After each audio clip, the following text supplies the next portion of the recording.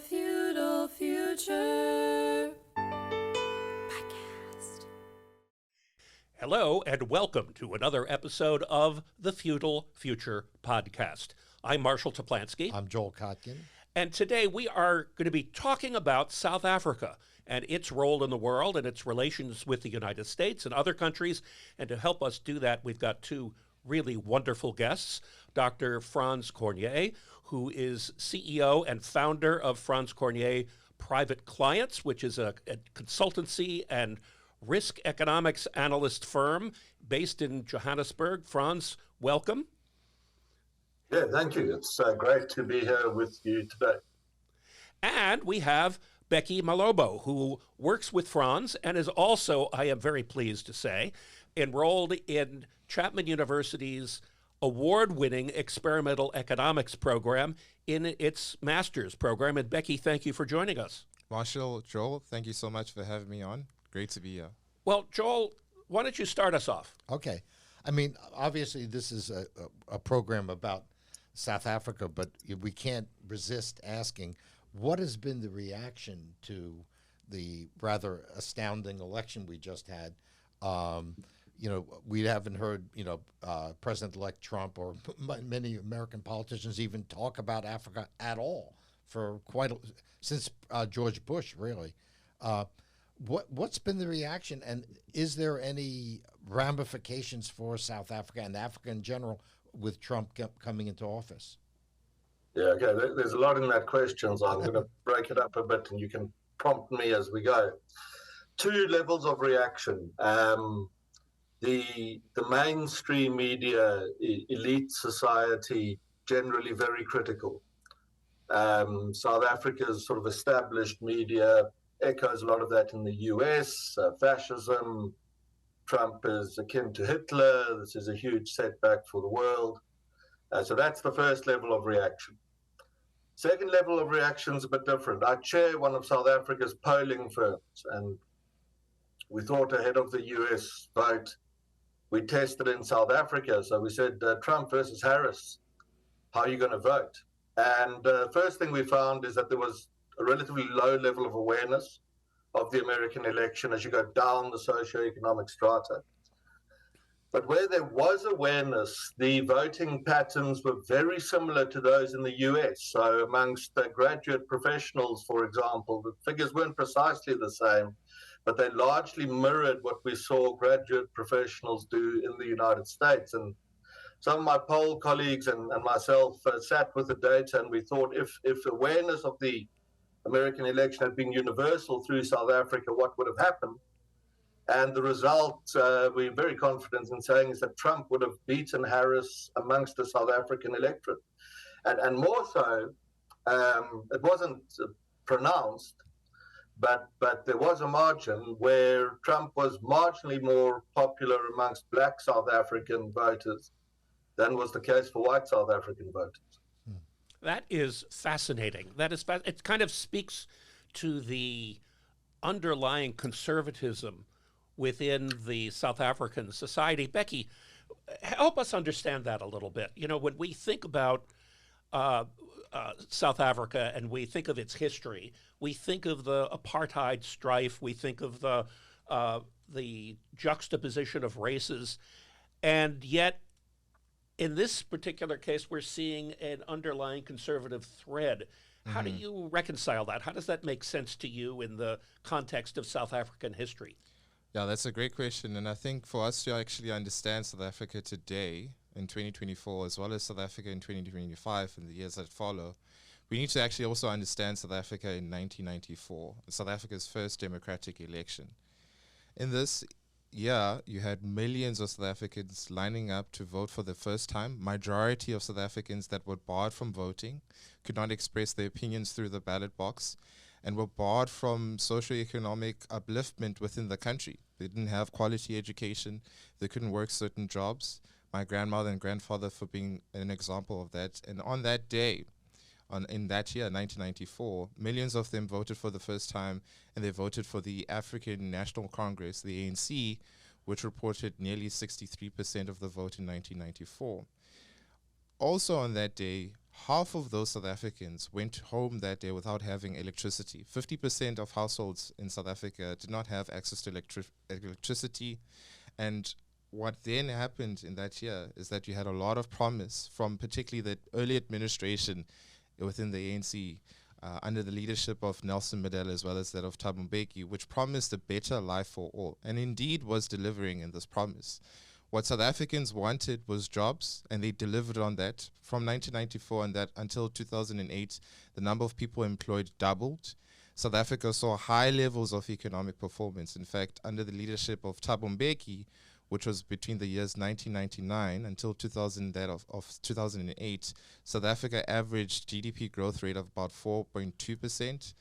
And in the years 2004 until 2007, South Africa was recording the same growth levels as what global markets saw of about 5%. Not only do we see that in GDP growth, we also see this in access to education, in housing as well. For every one shack, 10 formal houses were built. The debt as well was cut in half in 1994, just sitting at about that of 45%, and was cut near to 23% by the time that Thabo Mbeki leaves office. And for much of the older population in the country, they saw, for example, them not having power, electricity to cook and have warm meals at night, particularly my grandmother, who used to have to make fire at night in order for the family to have warm cooked meals, to her now having an oven, as well as that of her children having jobs, as well as that of future generations having economic opportunities. So what I hear you saying is that the original promise was very much of a bread and butter economic basics promise, and it was delivered upon. It was delivered upon until that of 2008. And that was the issue that the ANC actually said, is that by actually delivering on that promise, they set an expectation. They set an expectation for millions of South Africans that are very common in the way of thinking, very moderate.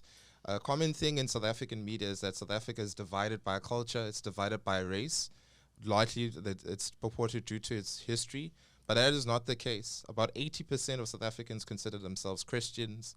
They center-right issues that is front and center of South Africans. Dr. Franz, in chairing the SRF as well, publishes data on the top-of-mind issues for South Africans, and that is that of economic opportunity, such as that of jobs, such as that of education, as well as that of healthcare. Those are the core fundamental pillars that center millions of South Africans. What I assume has happened, given the last election, is people feel that those promises are no longer being fulfilled. Is that what you're seeing in the poll data? Yeah, to an extent. To simplify it, think of two eras. South Africa becomes a democracy in 1994.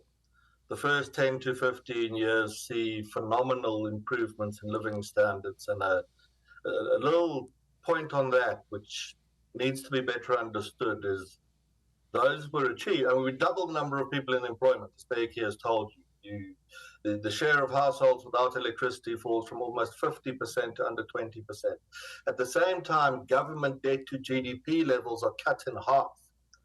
And the South African government records the first sustained budget surpluses since the modern South African state was put together in 1910 and 1911. And there's this enormous lift, and the country calms down quite a lot. It had a very violent 1960s, 70s, and 80s. The share of all protest actions in the country that were violent, that share cut in half in the first decade after democracy. So there's an enormous democratic dividend. In the subsequent decade, which takes us to the present, really on the moment of the global financial crisis, but the domestic events in South Africa that exacerbate the consequences. Economic performance flatlines.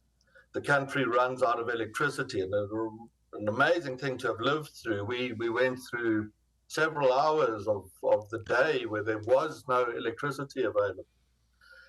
Job growth stagnated. Real per capita GDP has fallen year after year for a decade plus in South Africa.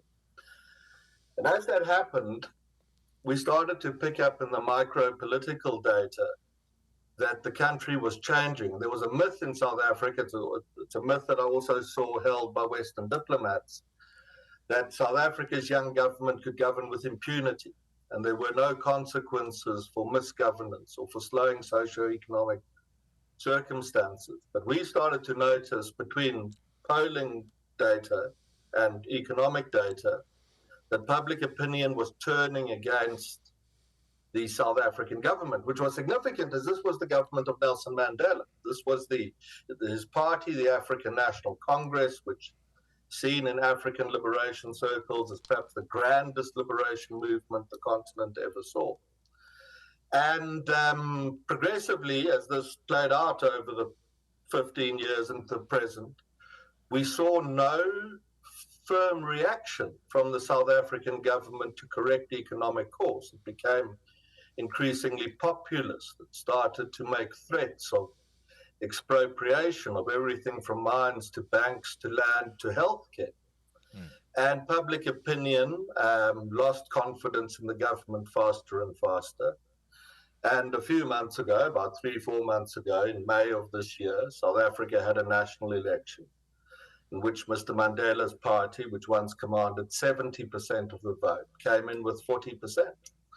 And the point there, or as we understood it, is that South Africa demonstrated a natural inbuilt immune response in its democracy to poor governance, which made it quite unique amongst post-colonial emerging markets, which generally, when they got into trouble economically, easily transitioned into some sort of autocracy and a sort of terrible collapse after that.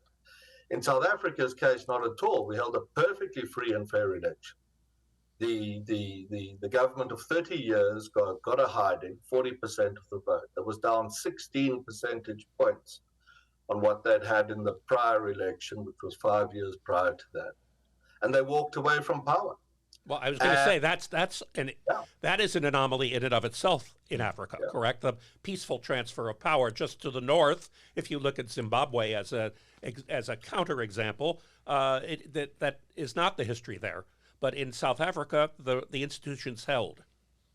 Yeah, the institutions held. The democracy was very firm. You know, it was always true to say after South Africa became a democracy in '94 that you should really only celebrate that once the first government loses power. That's the test of whether you actually are a democracy. You can get through the first couple of years, fine. What happens when they're in trouble? And they got into great economic trouble. Public opinion turned on a very short lag time. So the very short lag time between economic underperformance, worsening circumstances, and changing political opinions.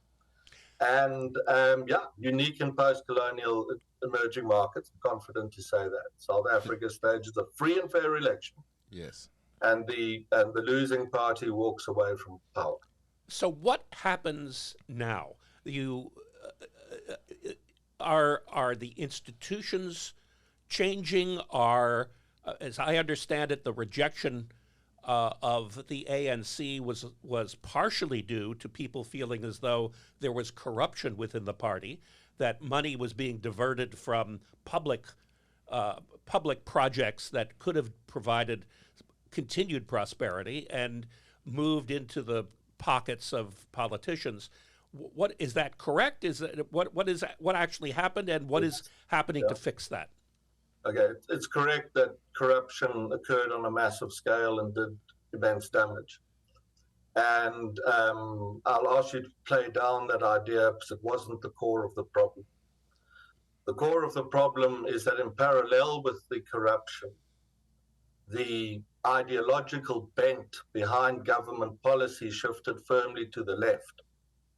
I intentionally made the point for you earlier that South Africa's young government, which if you're not familiar with the history coming out of apartheid, had been exiled in the Soviet Union and East Germany, rack up the first budget surpluses in 100 years.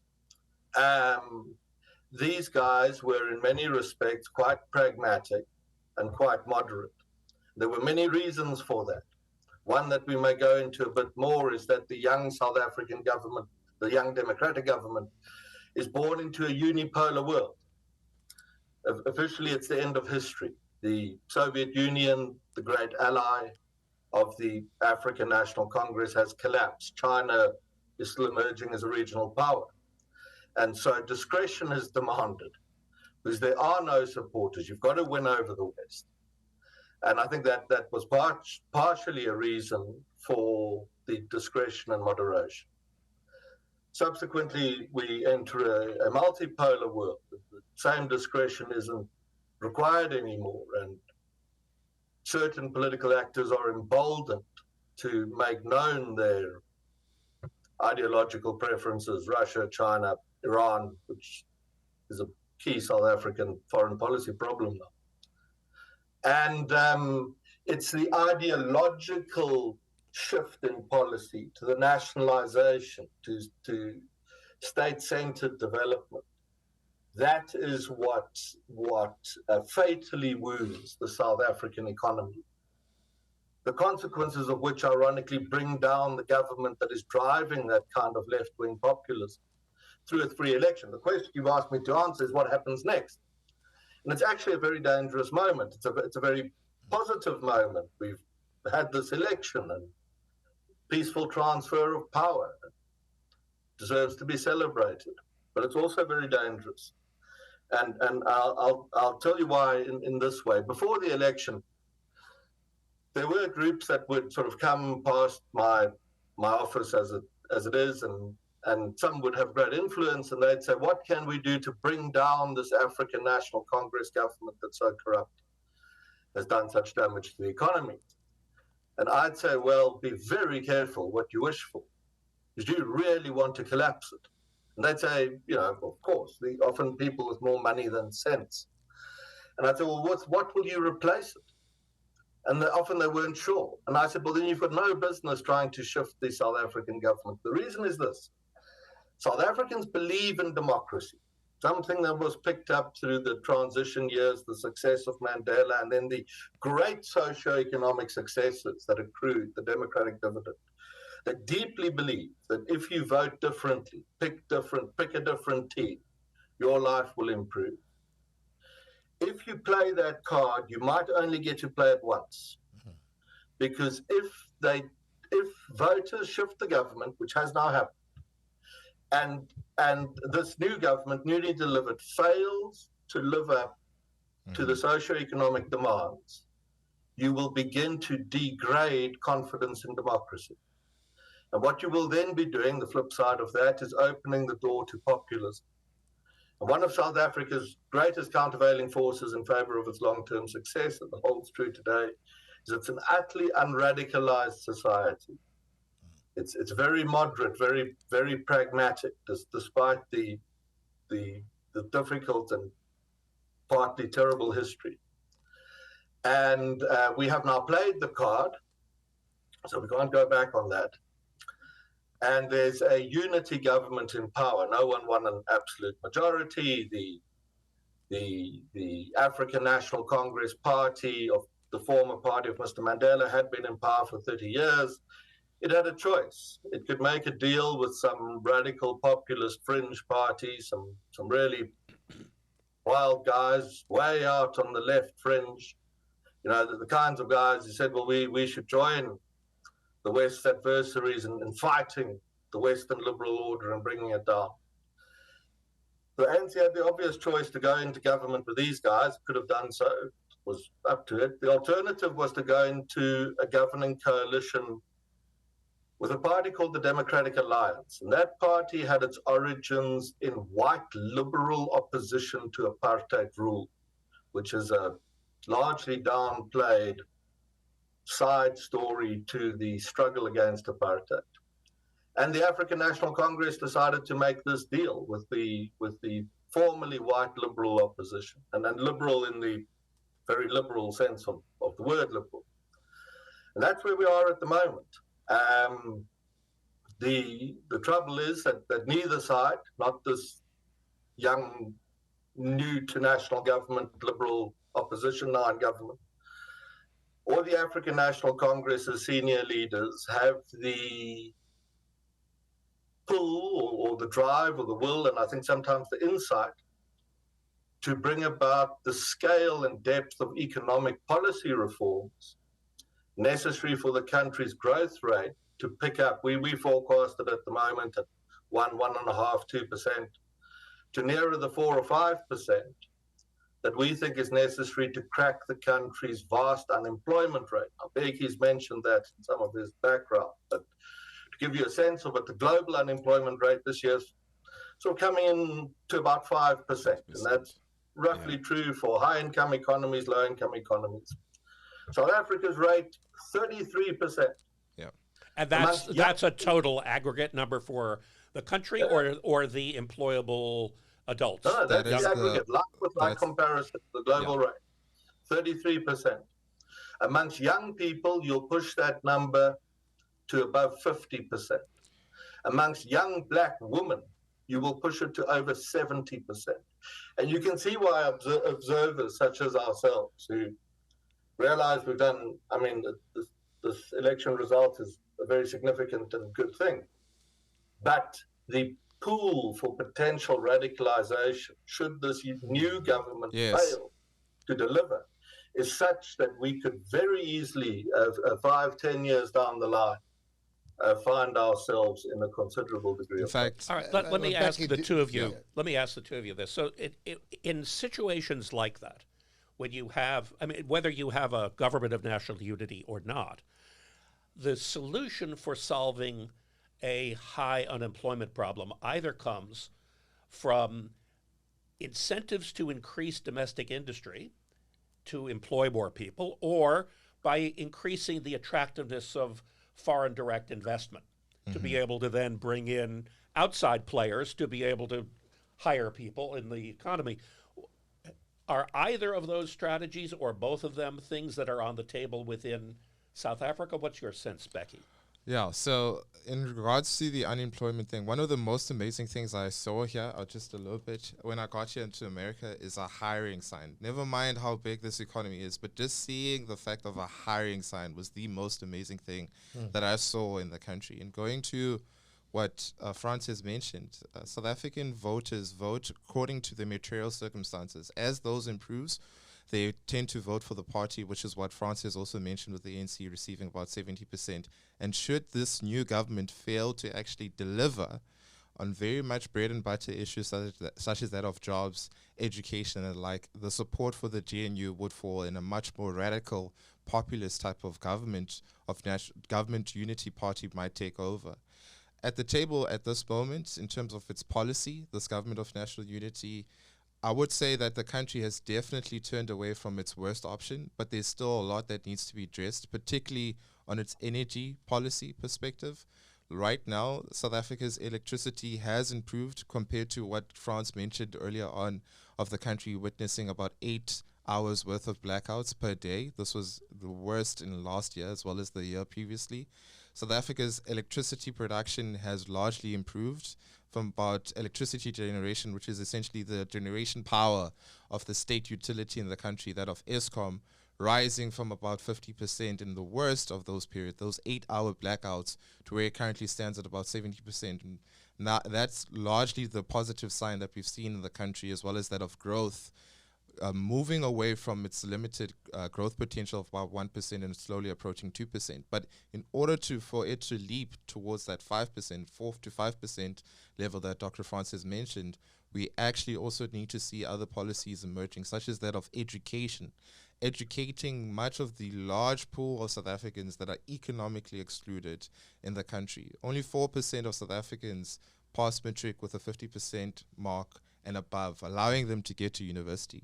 Someone who has a university education in South Africa has higher chances of being employed compared to someone that's not. Those are the issues that need to also be addressed, as well as firm policy proposals that will attract fixed investment. Well, you're talking about what I would call infrastructural issues, Yes. including the quality of the workforce. Yes. Okay, let's say you're able to affect that. These are things that take a while to affect. It's not like you can snap your fingers and suddenly have a highly educated workforce in 6 months. Can South Africa really afford to wait to fix these things first in order to then be able to put plans in place to create stimulus for the economy, or do they need to do stimulus at the same time as they're improving the infrastructure? What's your sense?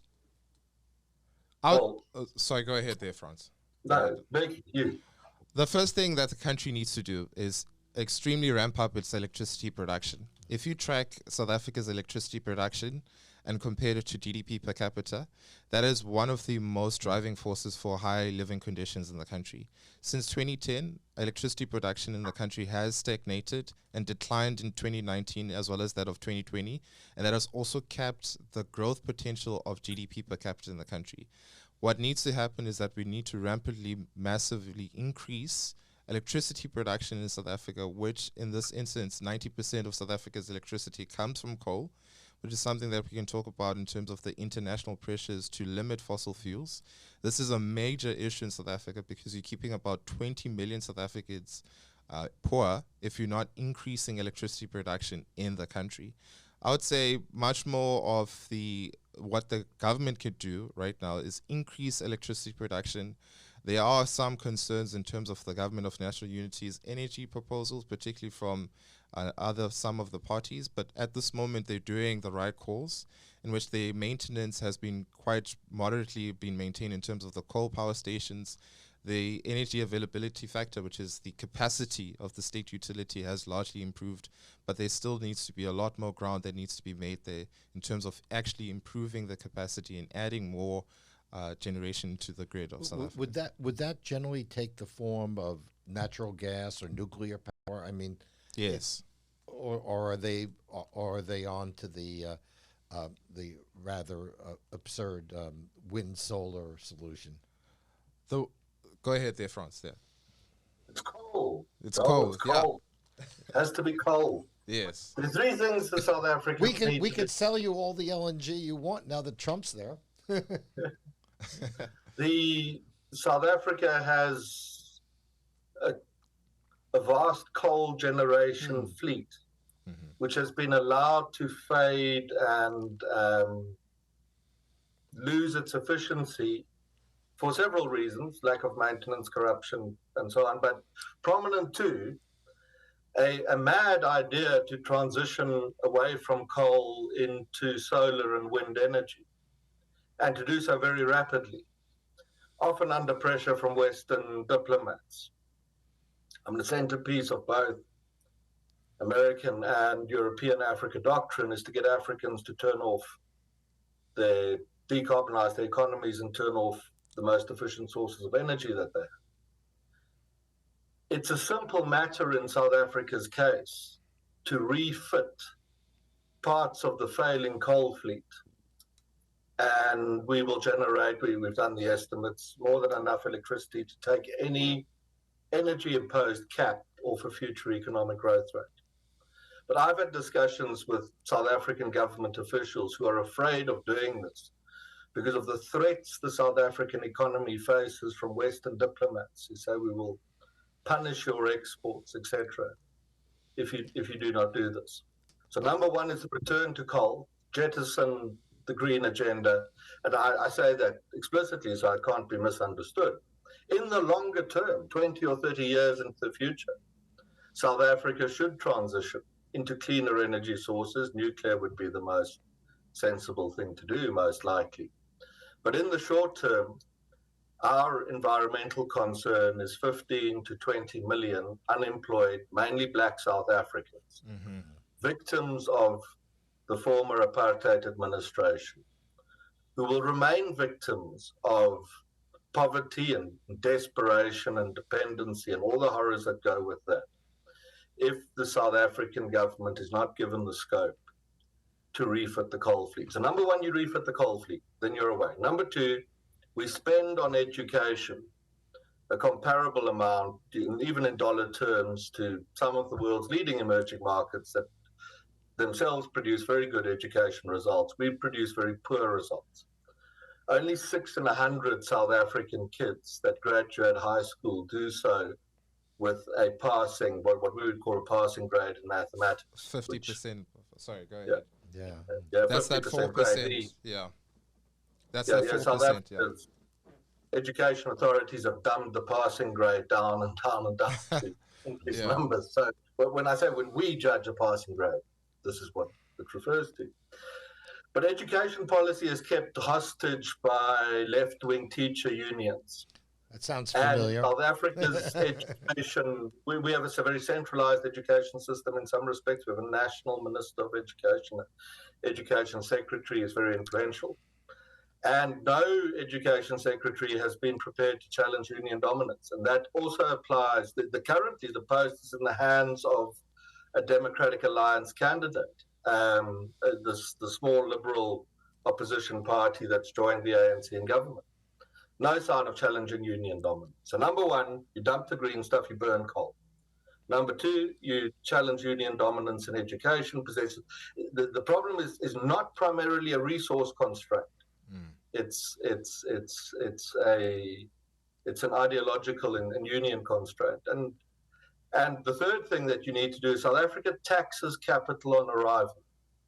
If you wish to invest in South Africa, the South African government might even allow it. But first you will be offered conditions to meet. And one of those conditions is that you have to surrender a share of the equity in your business to what are called empowerment partners. And it's a scandalous business. Yeah, this is vaguely, this reminds me of the old Indian system with the license their Raj. HUDs. I think was the name of it. Yeah. It hijacks the horrific suffering that Black communities in South Africa experienced for generations, and the ensuing underdevelopment and poverty and unemployment of the present, to act as a fig leaf for a rent-seeking exercise, where the share that you surrender in your company as you invest goes to the politically most connected. And critics of this arrangement are predictably branded as racist and right-wing dinosaurs with no place in a modern socially just society, which is nonsense, because the critics, I'm one of them, are of the view that the country needs highly effective empowerment policies. We call these things empowerment policies just to put a bit of irony on it. And highly effective empowerment policies that are state-backed, so it's legislative, to advance poor South Africans out of poverty and into the middle classes. And the sort of thing is that you would want to do is school subsidies, for example, in very poor communities, maths programs, ensure that any young and poor South African, they'll chiefly be Black, that could pursue study in either a technical or academic field is not denied that opportunity because they cannot afford the fees. That young entrepreneurs in poor communities are able to access the seed financing that they need to get businesses and the like off the ground. If the South Africans do those three things, coal, unions and education, and remove the tax on inward investment, then it's very difficult to see why the South African economy would not reach a growth rate of 3 approaching 4%, which is the forecast average for emerging markets over the next 5 to 10 years. Right. But it strikes me that the headwinds that you face in doing those 4 things are very hard to overcome. That there are not only internal cultural issues that have evolved that make it difficult to do that, but there are also foreign policy issues that are involved in who is promoting the agenda that is counter to that, and whether or not South Africa wants to push back against that. So how do you see the role of foreign policy working within all of this, within South Africa, and how is it affecting the potential for doing the 4 things that you're talking about? Yeah, this is a good part of the conversation. Can I go off at a tangent and try and explain, if you wondering why we're talking about an economy that's half a percentage point of global GDP on the southern tip of Africa, why this matters at all. Can you give Yes, me please. 2 minutes on a tangent and we'll get back to this. Imagine you're seeing a map of the world. Off the east coast of Australia, the Solomon Islands. The Imperial Japanese realized how very important those were after the attack on Pearl Harbor in cutting Australia off from the protection of the American Navy. 30 years of very expert Chinese diplomacy into the present culminated in an election on the Solomon Islands this year.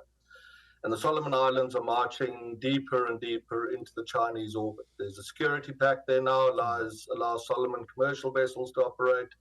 If those vessels feel threatened in their subjective judgment, they can now call on the Chinese Navy to back them up. Draw a line from the Solomon Islands through out of the South Pacific, through the Indian Ocean, past India, to Djibouti. And if you don't know where that is, it's on the Bab al-Mandab Strait, where you narrow into the Red Sea before you get to the Suez Canal. And there's a Chinese naval facility there now, and it mirrors an American and some other naval facilities. And so to a degree, parity has been reached. Naval parity is being reached on the gateway to the Suez Canal. Draw a line down from the Suez Canal, which is Egypt, to the southern tip of Africa. If you were very precise, you draw it to a little town called Simon's Town, which has been a very influential naval base for the past 200 years. The Simonstown Naval Base is up for grabs at the moment in terms of the great sort of struggle between global powers. If you draw a line from the Simonstown base back to the Solomon Islands, you have a triangle. You can kind of see it in your minds. The triangle covers the South Pacific. I think Eisenhower called it America's Lake. I think it was Eisenhower. I might be wrong, but that's not entirely true anymore. The Indian Ocean Rim, you've got to get on with the Indians to do that. They're increasingly influential. But 80% of China's crude oil passes through that zone. And you cover the gateway from the Indian Ocean to the Suez Canal, the Mediterranean, and to the South Atlantic. And the South Atlantic is important. It hosted the opening naval exchanges of the First and Second World Wars that were definitive in determining control of the North Atlantic and ultimately settling that conflict. China's making vast progress in the Solomon Islands. It's made progress in Djibouti. If you put it this way, if you control all three X's on the map, you have extraordinary geostrategic control of the South Pacific, the Indian Ocean, the Atlantic, and the entryway to the Mediterranean. So South Africa does matter a little bit now, despite its small size and that its image as a bastion of global democracy and human rights is somewhat tarnished. So what does the, to get, sort of, to go through the whole circle, what does the United States, do we need to change how we're dealing with South Africa, or is the Chinese takeover of the whole region sort of inevitable? Well, let's try and, depends whose perspective you see it from. Mm-hmm. See it from a South African perspective? Yeah, well, that's what we're asking you. Anyway, let's try and see it from a kind of 30,000-foot perspective. I think European and American Africa doctrine is hopeless, and I'd say even aligned against Africa's developmental objectives. There are core problems. One is Western diplomats, and there are exceptions, and if they're listening to this, they know who they are, because they're very few. Make serious analytical mistakes in Southern Africa to the point of confusing what they believe are their allies. The analysis leads them to believe certain countries are allies, and those countries see themselves as adversaries of the West. And their apparent allied behavior originates only from the brief unipolar moment at the end of the collapse of the Soviet Union. A second mistake is strategic. Westerners arrive in Southern Africa and think the way that Westerners think and behave must surely be the way that other people think and behave. And one of I think it's a lagging and I think increasingly important weakness that arose from the end of history era in the West is the idea that the last threat to the Western liberal order, that had collapsed, led Westerners to start to believe that hard power politics, deterrence, power through strength, would become less and less important, and that if the world was going to become an increasingly liberal order, you could get away really with just being nice. So they make basic analytical mistakes on Southern Africa's governments, to the point of mistaking adversaries for allies. They then apply hopeless strategies to try and move the behavior of those countries, often by indulging and appeasing behavior that they really shouldn't, being very reluctant to bring hard power forward, which simply invites more problematic behavior on the part of their African peers.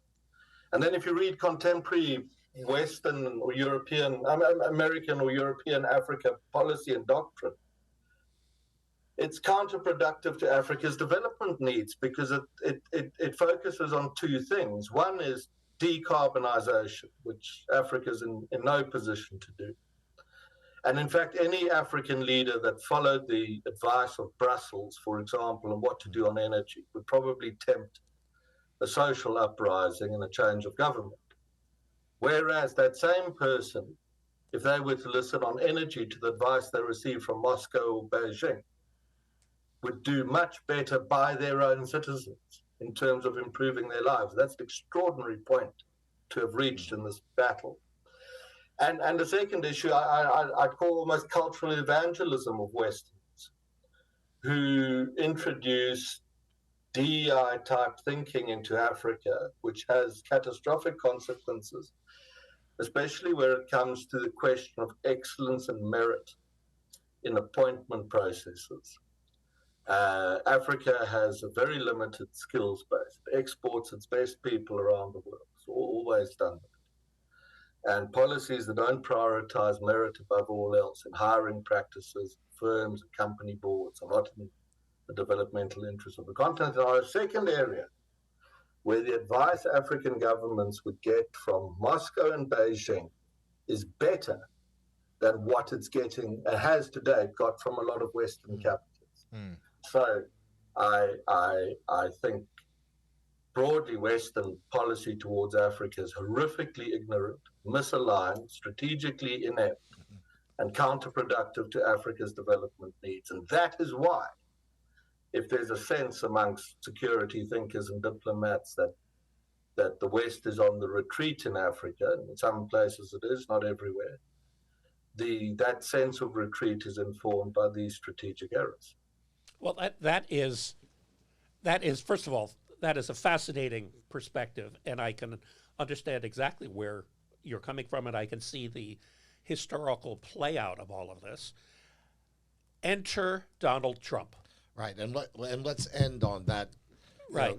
So how will clearly the viewpoint of Trump is completely different than the viewpoint of the prior liberal regimes of the West. How do you see this playing out in South Africa? What's the impact going to be of Trump's presidency here on you? I think it's potentially vastly encouraging that there will be a Western administration, Washington administration, that will start to hear some of these assessments, which are well-grounded, expertly produced, and won't recoil from them in horror and insist on pursuing entirely the opposite agenda.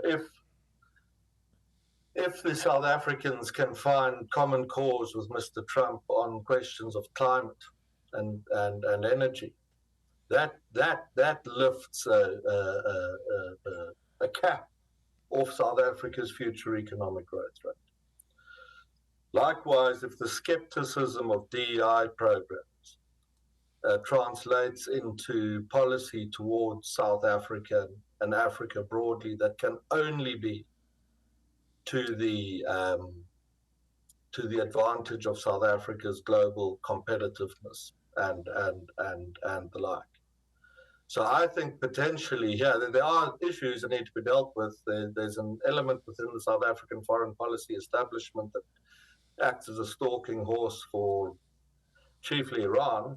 I think you can't fault the South Africans for trading with China. You kind of have to do that. And another discussion, the South African assessment on Russia and the conflict in Ukraine is complex, and I think we might even resonate with elements of the Trump administration. Certainly wouldn't with the Biden administration.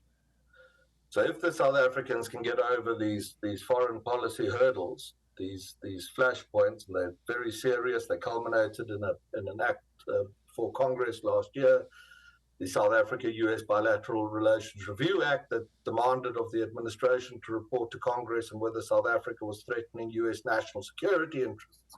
Now, by the time you are winning a bipartisan support for such a request in the Congress of the past 18 months, you've gone very far wrong on foreign policy. So if the South Africans can correct that, I think there's a lot of room to find common cause with elements of the Trump administration. And if then, and this is the clincher, if then it is understood that that third X on the chart is so important, the potential for an extremely positive relationship between the new Washington administration and that in South Africa over the next 4 years, in your case it might be 8 or 12, we'll see, so I'm pretty much alone in the analyst community. There are some others, but we're a minority who think that this could be extremely positive for South Africa's long-term development. So just to sort of culminate on all this, I mean, there's really fascinating stuff.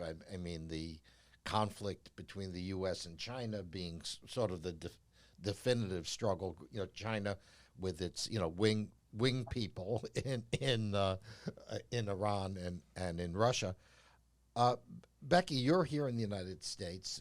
What you see and have observed over this last month, does it give you any hope that we can sort of reconstitute our relations with both South Africa and Africa in general? Yeah, so one of the things that I observed while being here in America, firstly, is the shift politically. One of the negative signals that I saw, particularly for the other side, the Democratic Party, is that I saw families taking their kids away from schools and homeschooling their kids, as well as individuals that would have voted for a Democrat in 2020 now looking to consider a Republican vote. And that's largely due to domestic policy, but as well as that of foreign policy internationally, including that of South Africa, for example. South Africa stands to benefit immensely from that of a Trump administration, the points in which Dr. Franz has mentioned. We have South Africa's total trade with the US sits at about 7.5% as a proportion of our total exports. One of the things that is constantly weaved into South Africa, or the concern about South Africa, is the AGOA trade agreement, which is essentially how South Africa has no import duty taxation on its products to the US. That is actually increasingly small compared to the total proportion of total exports in the country. AGOA is only about 2% of South Africa's total exports. But rather, what South Africa stands to benefit from a Trump administration is really moving away from certain foreign actors such as that of Iran, which is what the point that Franz has also made, a different player compared to that of Russia and that of China. From us, it's much more, the benefit for South Africa would be much more aligning that with the West, and we stand to gain quite immensely from that, from our trade particularly, as well as that of aligning with administration that will definitely use much more of hard power than what the previous administration has been doing. Well, gives us hope. This gives us hope that there could be a shift, and a very positive one, that both will help the South African economy thrive again and provide some strategic counterbalance for the United States. So let's see how it plays out. Franz, Bheki, thank you so much for giving us your perspective and for joining us here on the Feudal Future podcast. Gentlemen, thank you very much. Thank you so much. Thank you for having us. The feudal future.